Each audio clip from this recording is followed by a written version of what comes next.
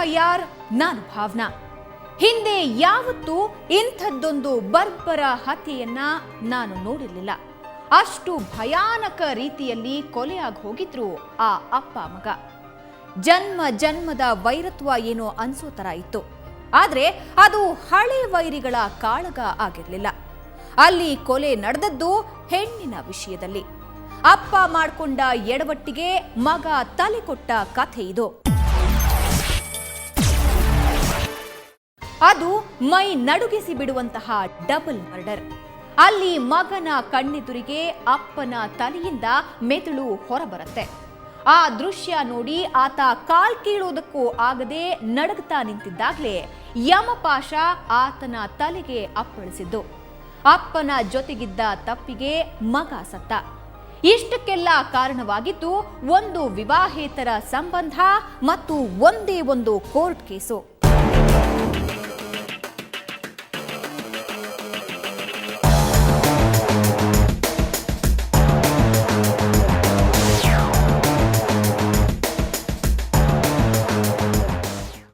ಹೀಗೆ ಮೆಣಸಿನ ಪುಡಿ ಚಲ್ಲಾಡ್ ಹೋಗಿರೋ ಈ ಕಾರೆ ಇಡೀ ಘಟನೆಗೆ ಸಾಕ್ಷಿಯಾಗಿದ್ದು, ನಡೆದಿರೋ ಅವಘಡ ಸ್ಪಷ್ಟ ಚಿತ್ರಣ ಕೊಟ್ಟಿದ್ದು. ಆವತ್ತು ಅದು ಹೇಗೋ ಆಗಿದ್ದಾಗ್ಲಿ ಅಂಬಾಸಡರ್ನ ಬ್ರೇಕ್ ಹಾಕಲ್ಲ ಅಂತ ಗೋವಿಂದಪ್ಪ ನಿರ್ಧರಿಸಿಬಿಟ್ಟಿದ್ರೆ, ಇವತ್ತು ಹೀಗೆ ಇಂಥದ್ದೊಂದು ಘೋರ ಸಾವು ಬಂದೇ ಬರ್ತಿತ್ತು ಅನ್ನೋದಕ್ಕಾಗಲ್ಲ.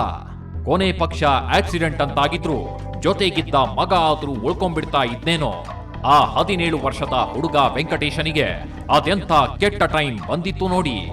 ಬೆಳಗೆದ್ದು ಎಕ್ಸಾಮ್ ಬರೆಯೋದಕ್ಕೆ ಹೋಗ್ಬೇಕಾದವನು ರಸ್ತೆಯ ಬದಿಯಲ್ಲಿ ಹೆಣವಾಗಿ ಬಿದ್ದ.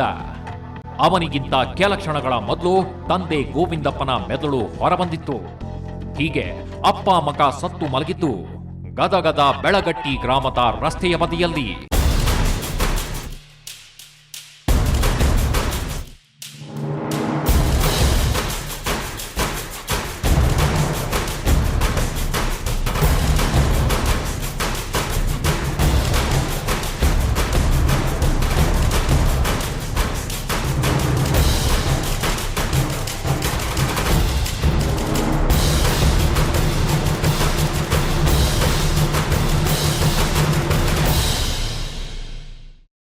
ಮಧ್ಯರಾತ್ರಿ ಅದ್ಯಾವ ಗಳಿಗೆಯಲ್ಲಿ ಇದೊಂದು ಅವಘಡ ನಡೆದಿದ್ಯೋ ನೋಡಿದವರಿಲ್ಲ. ಬೆಳಿಗ್ಗೆ ಆ ರಸ್ತೆಯಲ್ಲಿ ಹೊರಟವರಿಗೆ ಅಲ್ಲಿಂದ ಮುಂದೆ ಹೋಗೋದಕ್ಕಾಗ್ಲಿಲ್ಲ. ಶವದ ಬರ್ಬರತೆ ನೋಡಿದವರಲ್ಲ ಅರೆಕ್ಷಣ ದಂಗಾಗೋದ್ರು.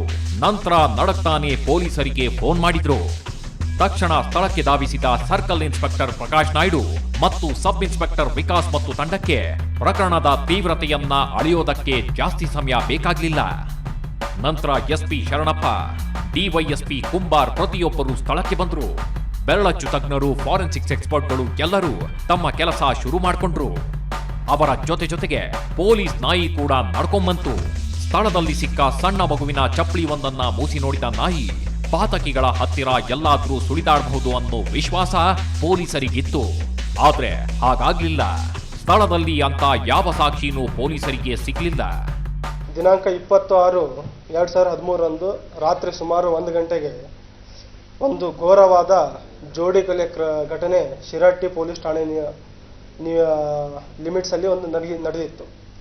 ಆ ಘಟನೆಯಲ್ಲಿ ಗೋವಿಂದಪ್ಪ ಸತ್ಯಪ್ಪ ಮುಂಡರ್ಗಿ ಹಾಗೂ ಅವನ ಮಗ ವೆಂಕಟೇಶ್, ಸುಮಾರು 17 ವರ್ಷದ ಮಗ, ಇಬ್ಬರನ್ನು ಬರ್ಬರವಾಗಿ ಹತ್ಯೆ ಮಾಡಿದ ಒಂದು ಘಟನೆ ಆಗಿತ್ತು.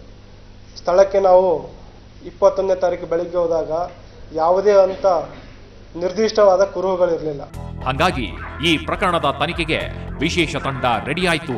ಅವರು ಹಂತಕರನ್ನ ಹಿಡಿಯೋವರೆಗೂ ಅಳ್ಳಾಡಬಾರ್ದು ಅಂತ ಬೆಳಗಟ್ಟಿ ಗ್ರಾಮದಲ್ಲೇ ತಳಾವೂರ್ ಬಿಟ್ರು. ಮೊದಲು ಮೃತರ ಮನೆಯವರ ಬಳಿ ಮಾತಾಡಿ ಯಾರ ಮೇಲಾದ್ರೂ ಅನುಮಾನ ಇದೆಯಾ ಅಂತ ಪರಿಶೀಲಿಸಿದ್ರು. ಅಲ್ಲಿ ಯಾರಿಗೂ ಏನೂ ಗೊತ್ತಿಲ್ಲ. ಏನ್ ಬೇಡಯಪ್ಪ, ನಮ್ಮನ್ನು ಬಂದು ಇಸ್ಕೊಳ್ದು ಹೋಗ್ಬಿಡ ಅಂತಂದ್ರ ಬಂದೆಲ್ಲ ಮಾಡಾಕರ ಬರ್ತೈತಿ. ತೀಸಿದ್ರು ನಮ್ಮ ಮಕ್ಕಳನ್ನ ಗಂಡನ ಬಲ್ಲೆ ಕೊಡ್ತಿದ್ದಿಲ್ಲ ನಾವು. ಈ ತಾಯಿಯನ್ನ ಮತ್ತೆ ಮತ್ತೆ ಪ್ರಶ್ನೆ ಮಾಡೋದು ಮಾನವೀಯತೆ ಅಲ್ಲ ಅನ್ನಿಸ್ಬಿಡುತ್ತೆ.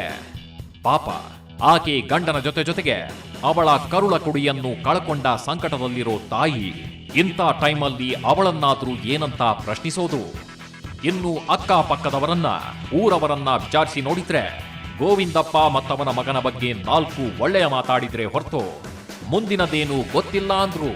ನಡವಳಿಕೆ ಏನದ ಸರ್ ಅವು ಚೆನ್ನಾಗೇ ಇದ್ರಿ, ಎಲ್ಲ ಜನರ ಕೂಟ ಚಂದಾಗ ಇರವ್ರಿ. ನಾವು ಅವರು ಮಾತ್ರ ಅಗದಿ ಈಗ 20 ವರ್ಷಗಟ್ಟಲೆ ಆದ್ರೆ ನಾವು ಅವರು ಎಂದು ಒಮ್ಮೆ ಜಗಳ ಸೈದೆ ಮಾಡಿದ್ದಿಲ್ಲ ಸರ್. ಒಟ್ಟು ನಾವು ಅವರು ಅಷ್ಟು ಚಂದ ಇದ್ವಿ ಸರ್. ಗಟ್ರದ ಬಿದ್ದ ಮಗ ತನ್ನಿಗ ಮ್ಯಾಗ್ ರೋಡಿನ ಬಾಜುಕಿದ್ದ. ಆದ್ರೆ ಹುಡುಗನ್ಲಿಂತ್ರ ಭಾಳ ಎಲ್ಲ ಇಡೀ ಊರಿಗೆ ಜನರಿಗೆ ಭಾಳ ಅನ್ಯಾಯ ಆಗಿದೆ ಸರ್.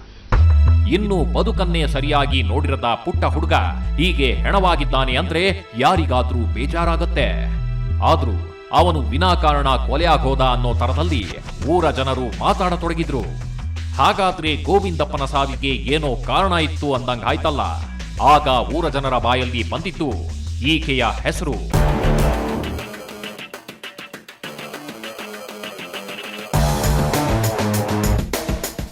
ಇವಳ ಹೆಸರು ಸುವರ್ಣ ಅಂತ. ಈಕೆ ಕೂಡ ಇದೇ ಶಿರಹಟ್ಟಿ ತಾಲೂಕಿನ ಬೆಳ್ಳಗಟ್ಟಿ ಗ್ರಾಮದ ಮಗಳು. ಈ ಹೆಂಗಸಿನ ಜೊತೆಗೆ ಗೋವಿಂದಪ್ಪನಿಗೆ ಸಂಬಂಧ ಇತ್ತು ಅಂತ ಮಾತಾಡ್ಕೊಳ್ತಾರೆ. ಅಷ್ಟೇ, ಪೊಲೀಸರು ಅದೇ ಎಳೆ ಹಿಡ್ಕೊಂಡು ಇನ್ವೆಸ್ಟಿಗೇಷನ್ ಶುರು ಮಾಡಿದ್ದಾರೆ. ತಕ್ಷಣ ಹಂತಕ ಪಡೆಯ ಹೆಗಲಿಗೆ ಖಾಕಿಯ ಕೈ ಬಿದ್ದಿದೆ. ಗೋವಿಂದಪ್ಪ 4 ಮಕ್ಕಳ ತಂದೆ. ಆದ್ರೂ ಬೇಲಿ ಹಾರೋ ಚಟ. ಮನೆಯಲ್ಲಿ ಮುತ್ತಿನಂಥ ಮಡದಿ ಇದ್ರೂ ಮತ್ತೆಲ್ಲೋ ಮಲಗಿ ದಣಿವಾರಿಸಿಕೊಂಡಿದ್ದ. ಅದನ್ನು ಆ ಹೆಂಗಸಿನ ಗಂಡ ಅನಿಸ್ಕೊಂಡವನು ಅದೇಗೋ ಸಹಿಸ್ಕೊಂಡ್ಬಿಡ್ತಾ ಇದ್ನೇನೋ. ಆದ್ರೆ ಆಕೆ ಅವನ ಬುಡಕ್ಕೆ ಬೆಂಕಿ ಇಡೋ ಕೆಲಸ ಮಾಡಿದಾಗ ಸಿಡಿದೆದ್ದು ಬಿಟ್ಟ. ಜೈಲಿನಿಂದ ಬಂದವನೇ ಜೀವ ತೆಗೆದ. ಆ ಡೀಟೇಲ್ಸ್ನ ಒಂದು ಬ್ರೇಕ್ನ ನಂತರ ಹೇಳ್ತೀವಿ.